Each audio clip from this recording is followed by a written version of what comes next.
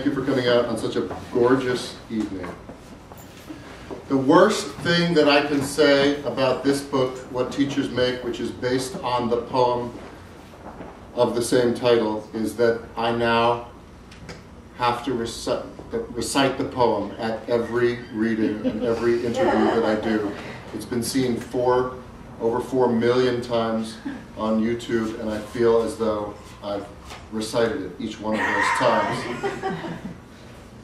This book exists because of a poem. In 1997, I went to a New Year's Eve party where an arrogant young lawyer insulted me and the entire teaching profession. Teachers are so overworked and disrespected, he reasoned, that anyone who would choose to become a teacher today must be of questionable intelligence and therefore shouldn't really be allowed to teach in the first place. It was like something a mean-spirited Groucho Marx would say. Anyone dumb enough to want to be a teacher shouldn't be allowed to be one. For the lawyer, it really came down to how poorly compensated teachers are. No intelligent person would take a job that paid less than what he was making as a lawyer. At the party that night, I was so furious inside that I couldn't come up with a clever comeback. So I bit my tongue and laughed politely. But the next day, January 1st, 1998, I wrote a poem that was the forceful response I wish I had delivered that night. The poem was called What Teachers Make. What Teachers Make wasn't published in a book until 3 years later, but I did post it immediately on my website, which, like many websites at the time, was brand new and had a lot of pages that said either under construction or coming soon. Remember that, back when the internet was capitalized? And shortly after I posted the poem, I started to get a lot of emails about it. What Teachers Make had apparently struck a nerve. It's about defending teachers and why we teach, and our anger at being judged by the size of our paycheck instead of by the difference we make. The poem speaks to people, teachers and non-teachers alike.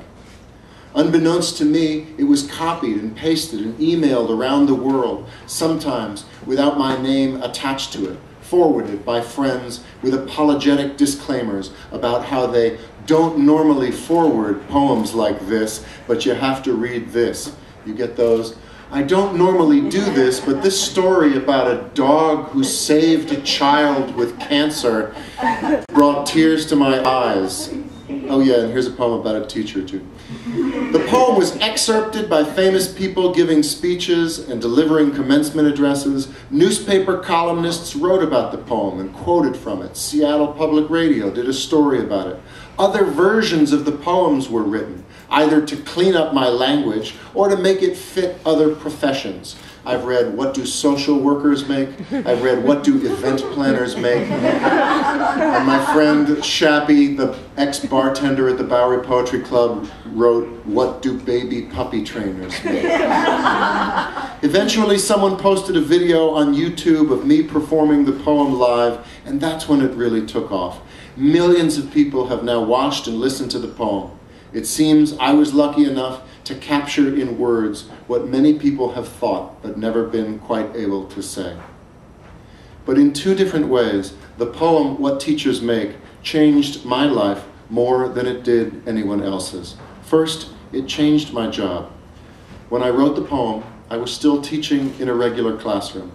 But 2 years after writing it, I decided to put my teaching career on hold, to quit my day job, as they say, to see if I could pay the bills as a touring poet, an advocate for teachers. I now make my living traveling around the world, teaching poetry, talking to teachers about how to teach poetry, and simply reminding teachers why the path they have chosen to walk is noble, valuable, crucially important, and rewarding, despite the snide comments they may get about their paychecks. I am following my dream. But What Teachers Make changed my life in another, more appreciable way. People started to become teachers after reading or hearing the poem. I started getting emails from college students telling me that they had changed their majors to education and that I was at least partly responsible for their decision. That made me feel like I was making a difference in people's lives. So after a couple dozen people told me that they had decided to pursue a career in education after reading the poem, I gave myself a goal. I would convince 1,000 people to become teachers through nothing more than the passion with which I spoke about the profession. I called the project the New Teacher Project, not knowing that my hero, Michel Rhee, had already taken that name 4 years earlier, and that early in 2012, I would get a call.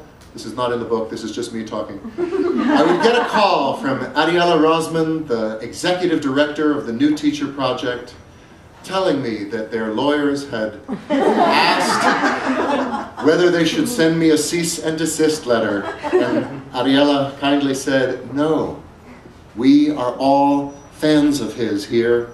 Do not do that. Let me call him instead. I called it The Quest for 1,000 Teachers. I can't change what's already there, but suddenly I had a new purpose in my life. I had a vision of something larger than myself, and on a practical level, I had another reason to write every morning. And that has had a profound impact on me. I am not just writing to delight and instruct anymore. I am trying to change the world, one teacher at a time. Of course, in the grand scheme of things, even after I finally reach my goal of helping to create 1,000 new teachers, which I will this Saturday, April 7th, and I will cut off 12 inches of my hair to celebrate that, and we'll hear more about that later. Even after I reach my goal of helping to create 1,000 new teachers, I will have done virtually nothing to help improve education in the United States. Serious inequalities remain in the way schools are funded, the way teachers are under attack for being lazy and incompetent. These are problems that require more than poetry. In fact, sometimes I think I make the problems worse. What am I, really, but a propagandist who mollifies teachers into accepting the status quo? I sometimes feel that way when I am worn out from the fight. But I always come back to the fact that being a teacher is one of the greatest jobs in the world. And sometimes the people who have chosen to walk that noble path simply need to be reminded that there is a vast army of educated and grateful citizens who has their backs. Someone needs to remind teachers that they are dearly loved. I'm that guy. He says, the problem with teachers is, what's a kid going to learn from someone who decided that his best option in life was to become a teacher? I'm sorry. He reminds the other dinner guests that it's true what they say about teachers. Those who can, do, and those who can't, teach. I'm sorry. I decide to bite my tongue instead of his, and resist the urge to remind the other dinner guests that it's also true what they say about lawyers, because we're eating after all, and this is supposed to be polite conversation. I mean, you're a teacher, Taylor. Come on, be honest. What do you make? And I wish he hadn't done that. Asked me to be honest. Because you see, I've got this little policy in my classroom about honesty and ass-kicking, which is, if you ask for it, then I have to let you have it. You want to know what I make? I make kids work harder than they ever thought they could. I can make a C+ feel like a Congressional Medal of Honor, and I can make an A- feel like a slap in the face. How dare you waste my time with anything less than your very best? I make kids sit through 40 minutes of study hall in absolute. No, you may not work in groups. No, you cannot ask me a question, so put your hand down. Why won't I let you go to the bathroom? Because you're bored, and you don't really have to go to the bathroom, do you? I make parents tremble in fear when I call home at around dinner time. Hi, this is Mr. Molly. Hope I haven't called at a bad time. I just wanted to talk to you about something that your son said today in class.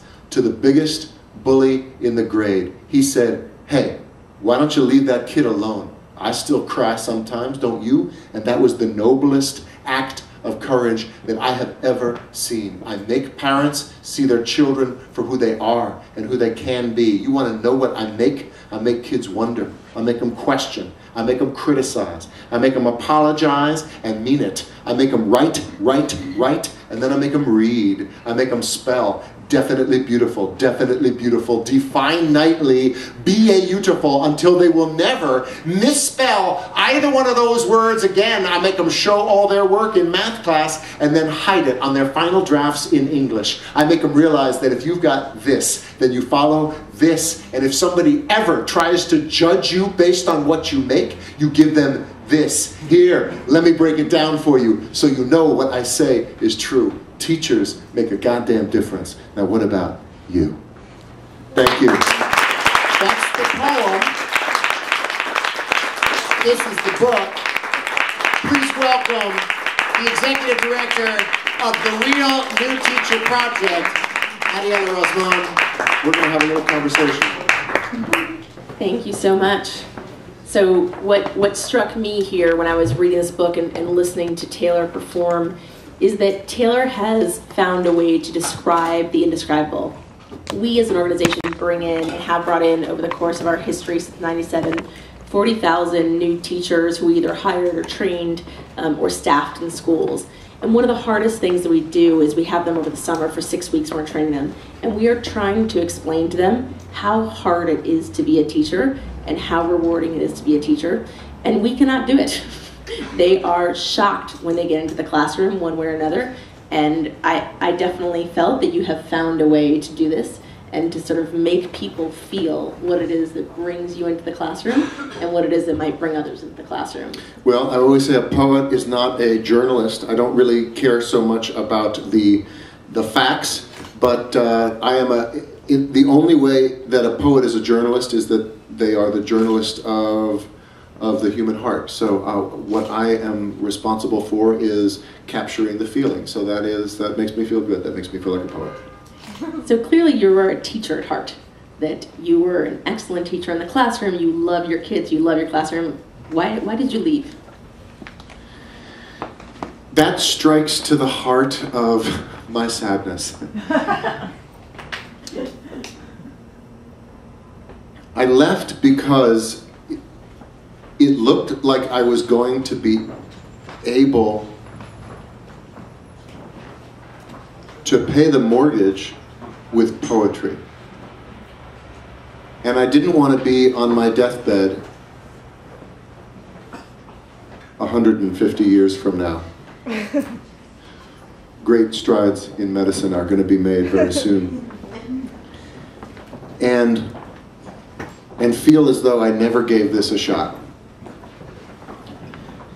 I loved teaching, and I waited until my avocation, which was poetry. I would compete in poetry slams on the weekends, and I would go to poetry readings and open mics at night. And then I would teach during the day, and that was sort of my MO for years. And I got a call from the director of the student union at a school in North Dakota, and he said, "It's April, it's National Poetry Month. What would it take for you to come out to North Dakota and perform on a Thursday night?" And I figured out, all right, I'd have to take off Thursday and Friday. I went to the headmaster of the school where I was teaching and said, "What do you think?" He said, "Well, you tell me, you know, is it a good time of year for you to leave your class?" And I realized, no, I really can't leave my class. So I called the guy back. I said, "I can't do it. I'll come in the summer." He said, "No, I don't want you in the summer. I'm at a university too. $1,000. I said, "No, it's not a question of money. I can't. $1,500. "No, I really can't. $2,000 plus airfare, and we'll put you up, and we'll fly you home." And ultimately, that's the best way to negotiate something, is when you really can't do it. I think it ended at $2,000, and it's a little awkward for somebody whose most famous poem is, "How dare you judge me for what I make?" But I hung up the phone and thought, damn, if $2,000, if I could get 14 of those, that's my salary right there with no grading. So I gave it a year, and I told the headmaster, I said, you know what, next year I'm not gonna renew my contract, and I'm gonna see whether I can pay the mortgage just being a professional poet. And he said, I'll hold your job because you'll be back. And that was 12 years ago. And so so not without great reluctance did I leave the classroom to do this. This is the road less traveled, the road of being and even as Frost says in that poem, though it was grassy and wanted wear, though as for that the passing there had worn them really about the same, and both that morning equally lay in leaves no shoe had trodden black. Oh, I kept the first for another day, yet knowing how way leads on to way, I doubted if I should ever come back. I think part of me knew, if things work out the way I hope they do, I'm never going to be able to teach in a middle school classroom on a regular basis again. The other way to answer that question is I never stop teaching. I've been all over. Last week I was teaching in Qatar. 2 years ago I didn't even know where Qatar was. It's on the east coast of Saudi Arabia. But he continues to teach even right now. Right, and you're in my classroom. But it is with great, I miss teaching every day. Never before 7, but. Tell me what inspired you to become a teacher in the first place. How did you know you wanted to be a teacher? When was that moment? Or did you sort of step into it and not realize till you actually had your own class? I was not an education major. I was an English major. I liked writing poetry, and I went to graduate school to become a better poet. But part of the terms of my scholarship was that I had to teach freshman composition. So on weekends, when my fellow grad students and I would get together and talk and drink beer and eat pizza, they all wanted to talk about the short stories they were writing and the poems they were writing. And I kept saying, yeah, did you teach the persuasive essay? What is your assignment sheet? And I really loved the teaching of it. And so when we graduated, many of them went on to get their PhDs so that they could teach in college, and I wanted to teach high school and middle school. And so it was in the process of becoming a poet that I realized I loved teaching. Then I wrote poems about teaching, that got me notoriety, and teaching in a way led me back to poetry. So are there people who are teachers here in the room? Here? Teachers? All right, people who work in education too. Well, first, thank you. Big round of applause to all the teachers. So this is an interesting time in education. It's sort of a raging debate about what is happening in our schools, what's happening to our country, what do we look like versus other countries. And you have been called a teacher advocate and have sort of found yourself squarely in the midst of lots of attention around education. How do you feel about being called a teacher advocate, and how do you feel about sort of all this debate and all this sort of anxiety that we're having about education in the country? Well, I'm not comfortable. I'm not entirely comfortable being called a teacher advocate. That's what you do. I'm not Jonathan Kozol. I'm not Diane Ravitch. I'm a reluctant advocate because I'm still in the process of educating myself as to what the issues are. I'm just a poet who writes about teaching, and that's gotten me a lot of attention. But when people say, so, what needs to be done to fix education in America? I'm a little bit at a loss. I am the guy who is the cheerleader for teachers.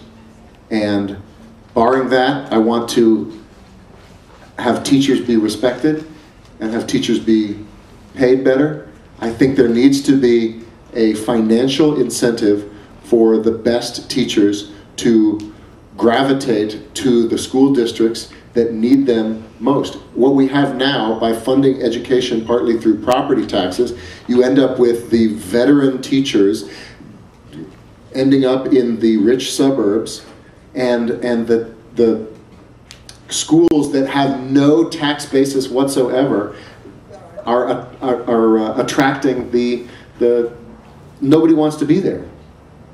And this is where Teach for America, which is wonderful as a Band-Aid, but school districts are abusing Teach for America. You know, these 22-year-old brilliant college graduates. Is Teach for America, is it still harder to get into Teach for America than it is Harvard Law School? It is actually still. In Right. fact, it's harder to get into Teach for America by now than it was years ago. Right, that is wonderful. That is wonderful. And more people stay in Teach for America than the detractors like to say. You're just waiting to go into Goldman Sachs to take your job.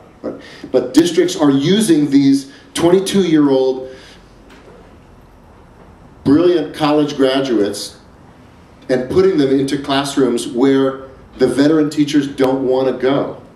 And that's not, Teach for America was never intended to be the panacea or the silver bullet that would fix education. You know Michelle Rhee, are you friends with Wendy Kopp as well? I am. Wendy actually was, TNTP was initially thought of by Wendy Kopp, that she used to have people come to her and say, I love the teachers you're bringing us. Can you actually teach us as a school district to do it ourselves, or could you bring us more? And so she had the idea for TNTP. She tapped Michelle to start it up a number of years ago. But I will say, I think that one of the things I'm so appreciative for the work that you've done is I think one of our big challenges in education is that unless you are a teacher in a school or a very involved parent, people don't really know what's going on. They don't know how challenging it is to be a teacher. They don't know how challenging the schools are. They don't know the amount of work that goes into it. And I think that the more that we can do to get sort of the general public to understand, whether it be the feeling or the content or whatever it is what we need right now. Well, I say, there's a chapter in the book where I talk about fighting back. Certainly teachers themselves can do a better job of explaining how difficult the job is, but frankly, they've got more important things that they have to do. They're teaching and they're grading, and they're working hard, but they need to, we've let the debate be framed by those who don't know what's going on. So would you consider yourself a better teacher or a better poet? No idea. The jury's still out. People who hear me recite poetry say, wow, you must have been a great teacher. Why? I love hearing that, but I don't know whether it's true. So how will you know when you say the jury's still out? How are you going to know to say, like, this makes me know I'm a greater poet than I was a teacher, or vice versa? I don't need to know. I don't know that I'll know. Yeah. Have you heard from any of your former students? That was one of the questions I told you to ask me. He said, right? ask me this question. Right, yeah. I thought I would have a better answer. I thought I would be more rested, I think. I like that you outed it, though. Be honest. What do your former students think about the work that you're doing and what teachers make? Have you kept in touch with them? Have you heard from them? Yes, as a matter of fact, my haircut on Saturday at the Bowery Poetry Club at 8 o'clock, when I finally go online and approve teacher number, I've got 995 on my website that logs the people who have credited me, at least in part, with their decision to become teachers. I've got this over the years, I've kept track of the teachers who've said, I'm part of the reason they became a teacher, in various different ways, and it's a very unofficial process, and if somebody drops out of the teaching profession, I have no way of tracking them. Neither do the school districts, it's okay. Okay. But now there's a part of my website that is devoted to that, and if somebody thinks that they qualify, I have to reject two types of people. The people who say, I actually knew when I was 3 years old that I wanted to be a teacher when I lined up my Snoopies and would teach them using my easel and finger paint. I said, well, then you can't really claim that my work convinced you. And the other kinds of people that I have to reject, and it breaks my heart, is the ones who say, I've actually been teaching for 47 years. And you just turned 47, which means I started teaching when you were born. But you kept me, your work keeps me from quitting. Can I be counted on your list? I have to say no, but I just started another list, unofficially, in my head, and you're on it. You are both first and last on that list.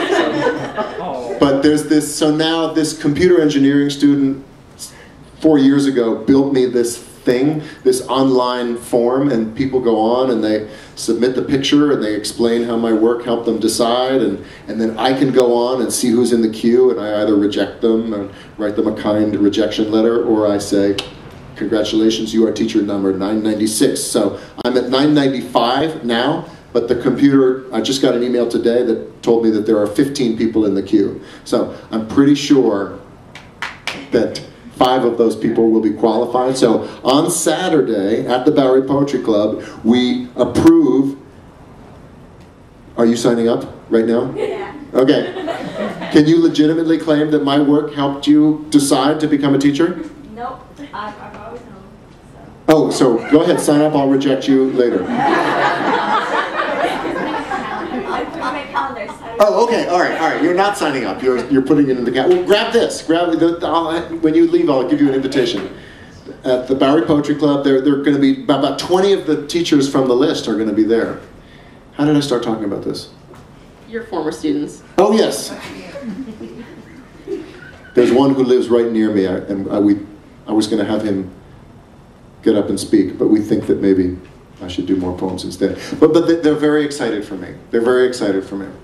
Yes. That's great. Well, I think we want to open it up for questions from you all, too. So would this be a good time? Sure. The first question is always the hardest one to ask. And I can certainly close it out with poetry. Yes, ma'am. When you're asked about what you can do about the mess that education's in, every school in the country spends somewhere from $4,000 to $20,000 a year to educate a child, and every prison in the country spends $75,000 to $250,000 a year to incarcerate someone for 1 year. What if we reverse that? That's a great idea, and it's a wonderful thing to say. And I know Bill O'Reilly's follow-up question will be, yeah, but how? But that is, I mentioned that in the book. Every state in the country spends, the least is twice as much. I hadn't heard those numbers, but it is twice as expensive to incarcerate someone for a year than it is to educate them. And there's one state, Colorado, that uses 3rd grade reading tests, or is it Arizona, uses 3rd grade reading tests to predict what their future prison needs are going to be. With remarkable accuracy, unfortunately. If you don't know how to read in 3rd grade, chances are, 15 years from now, we're going to need to put you in prison. And so they are giving up on the entire generation, saying, don't worry, we know you don't know how to read, but rather than spend the lesser amount of money to give you the help you need, we're going to give all this money to the prison industry. We'll be ready for you in 15 years. Go ahead, rob that convenience store. Anything else? Yes, ma'am. So Saturday, you're going to be cutting off your hair. Correct. And that's the Seder, Passover. Yes. And is there any connection with why you're cutting off your hair, and that's a ceremony of freedom? Yeah, that was purposeful. This event, this reading, was supposed to be on Friday, which is Passover, right? Both nights. And then a month ago, we realized this, and I wrote to my agent and said, "You're my agent. You're supposed to be Jewish. You're supposed to tell me these things." She said, "I'm sorry." I wish I could say that. No, since I didn't know, since I had forgotten that Friday was Passover, I didn't choose, but But now I'm going to retroactively, in the same way that what teachers make is the comeuppance that I wish I had given to the lawyer that night. You know what I actually said to the lawyer? When he said, "Come on, Taylor, be honest, what do you make?" $27,500. So, a ritual, cutting off of the hair, starting anew. It's exactly why I chose it Saturday. Good, I'm glad you noticed that. Anything else? Yes, sir, ma'am. Turn it into a teachable moment, and maybe you might consider donating your hair to an organization like Locks of Love. I am donating it to an even better organization called Pantene Beautiful Lengths. The only thing that I've heard about Locks of Love occasionally sells the wigs that they make. Pantene Beautiful Lengths always gives them away to women. I thought they donated, but yeah, Right, so there. that it will. That is the point of cutting. It's not just a vanity cut. No, I'm giving it away. Yes. Yes, ma'am. I just wanted to say thanks, because I'm a mom, and I have 2 children, and I look when everybody raises their hand as teachers, and I go to those parent-teacher conferences, and I'm one of those involved parents who knew what my kids did, and I have one who's graduated college and one in high school, and we just had parent-teacher conferences, and I don't know, we left wishing we could go to school, and they were so impassioned, and they cared so much, and they knew my kid, and she goes to Stuyvesant, which is a public school and has 900 kids per grade, and everybody always said nobody will know who your kid is and there'll be a number, and that's just so not true. These teachers know who every single child is, and so as much as teachers are put down, I just want to say I'm blessed and bought books for them, and so just thanks to you and all the teachers in the room, because us parents really, like, that's our greatest joy. And I'm going to be sad when it's over, and I think my kids have a real love of learning thanks to me. And my daughter was here and just leaned over and went, and you know, we know you, Taylor, and she leaned over, and she's known you since she's 3, and she went, "Oh my God, he's good." And because I wish he was my teacher, which is just... What did I say? People think I'm a good teacher as well. It's the poetry. But it's being able to get through to people and communicate. It's about communication, really. Thank you. And so just thanks to all of you and as teachers. Thank you. And tell the teachers. You know, one of the You're going to be writing to them. Okay. One of the chapters in the book is about calling home, calling parents, and I always called home. I tried to keep the ratio of calls home for good reasons and calls home for bad reasons at least 1 to 1. Because when you call home and say, "Hi, this is Mr. Molly, I'm Justin's math teacher," the first response is, "Oh God, what did he do?" And then when you say, "No, he made the most remarkably insightful observation today in class, and I just am calling to say, today your son reminded me why one of the most under-recognized joys of teaching is watching the light bulb go on over a kid's head. So thank you." And you can hear in the silence on the other end of the phone that the mother is crying. And then she turns around and looks at Justin, and Justin goes, "What?" And the mom goes, "That was your teacher, and he just said you called to do a great job." And guess what? Justin comes in the next day beaming, and he works twice as hard for you. And when you call home for a bad reason, you don't know whether you're making it worse. So calls home for a good reason are just work so much better. And then 2 weeks from now, when Justin is being a little jerk, I can call that same parent and say, "I wanted to kill your son today." And the mother will say, "I can do it while he's sleeping and make it look like an accident." You know? And you have her on your side.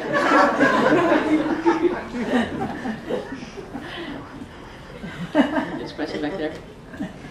Hi, Hi, yeah, I'm not a teacher, and I should probably preface this that I'm not asking this in a baiting way at all. I'm asking this out of genuine interest. But as someone who's not a teacher and who obviously understands a limited amount about your job, I know one of the controversies right now is how do we evaluate teachers in a quantifiable way so that the people who are paying for them and the students and their parents, can have an understanding of that.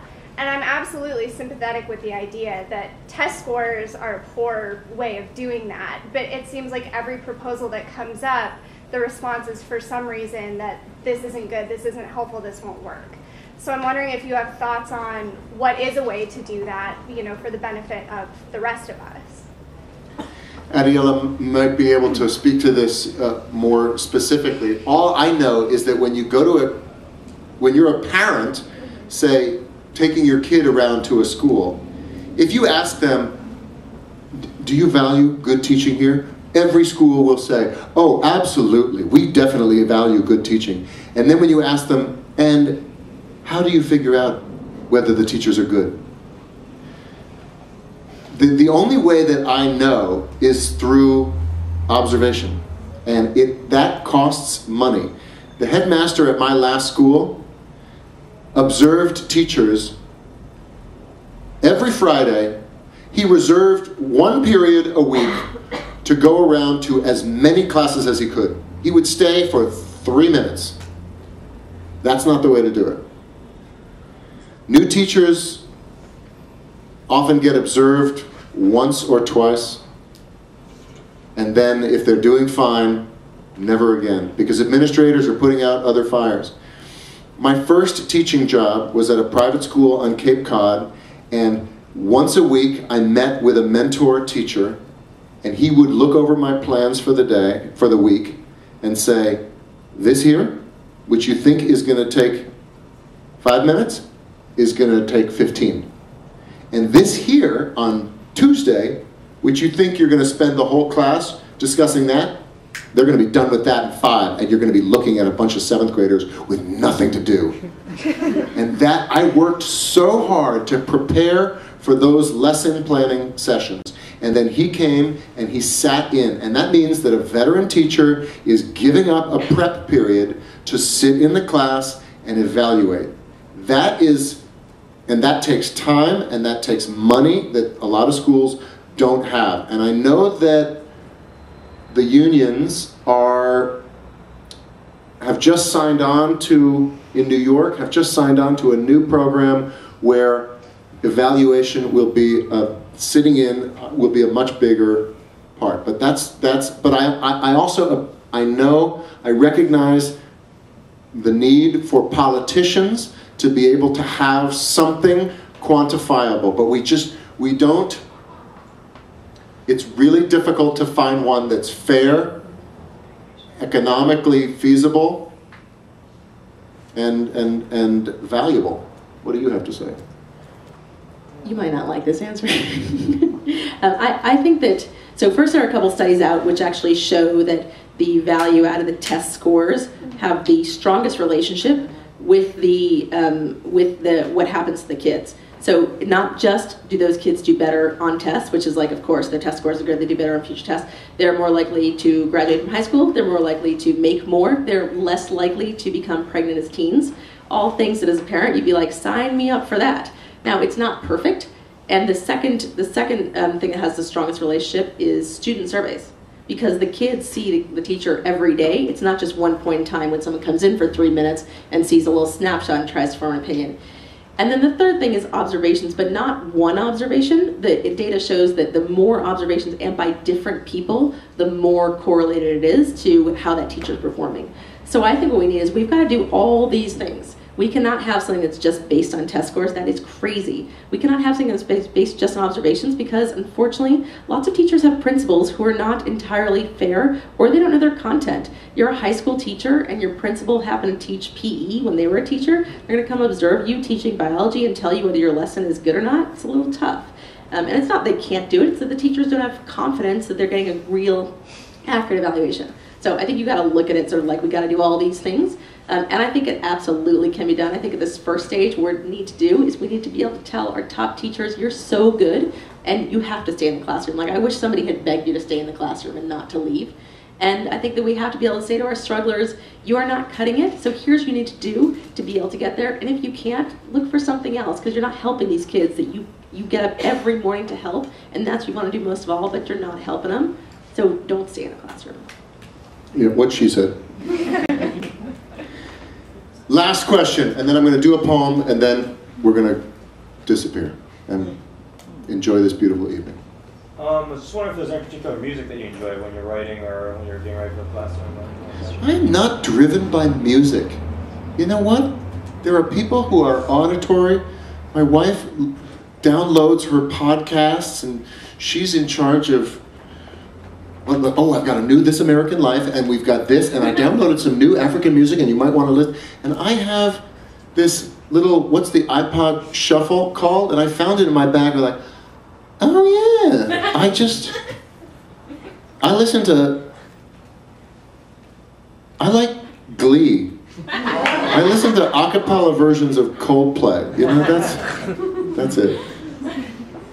Okay, so Taylor's going to close with a poem, but just to be able to, we didn't quite get enough. So on Saturday, 8 p.m., the Bowery Poetry Club. Right. You can see the haircut. You can hear many more poems.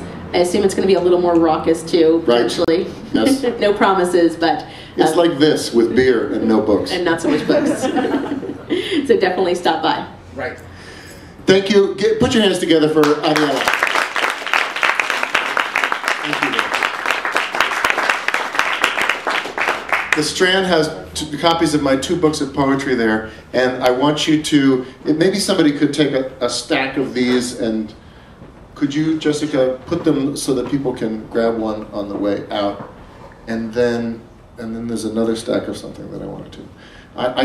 This is a great moment for me. This is my first book with Penguin, which is a great house, and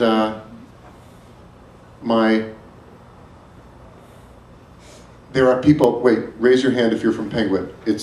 Oh my goodness, there's lots of people from Penguin. Look at that, look at that. They packed the house. And this is,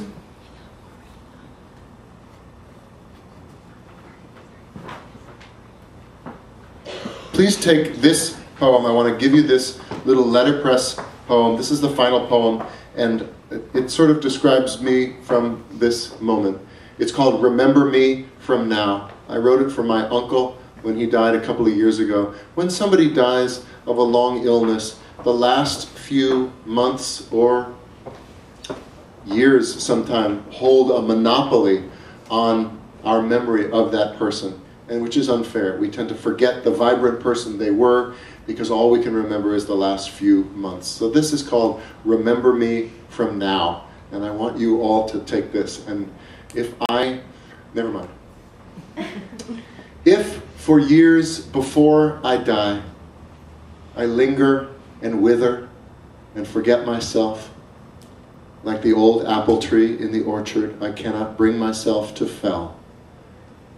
If cancer or some other sadness has spindled me to breaking, then add that blue future to the list of reasons to remember me as I am now, bursting in my glee, in love with this day, this forest, these books, you, these trees, these dark and lovely trees. Thanks very much. Have a great night.